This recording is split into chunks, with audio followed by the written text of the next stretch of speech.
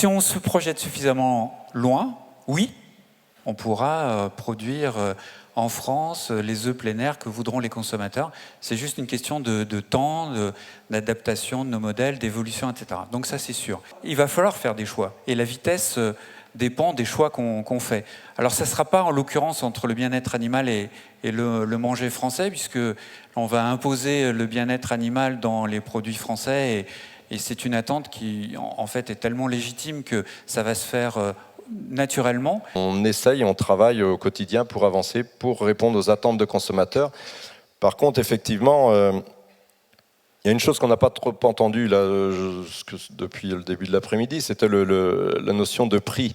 Parce que avoir un seul modèle, ce n'est pas possible. On peut répondre à une diversité de produits par rapport aux consommateurs.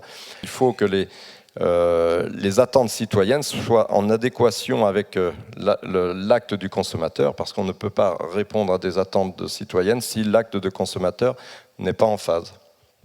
Il faut demain, si je me réinstalle, que je produise une viande d'une extrême grande qualité et totalement en lien avec le sol, car je crois beaucoup aux vertus du sol. On n'en a peut-être pas beaucoup parlé encore depuis quelques heures, mais tout part du sol. Parce qu'on ne vend pas de la viande comme ça du jour au lendemain. Et je me suis appuyé sur un boucher qui s'appelle la boucherie Albert Ier à Vannes, qui fait le choix de vendre plus cher.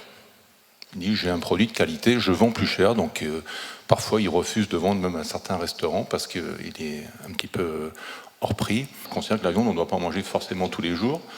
On doit manger de la bonne viande. Et le consommateur, il doit se faire plaisir lorsqu'il mange cette viande.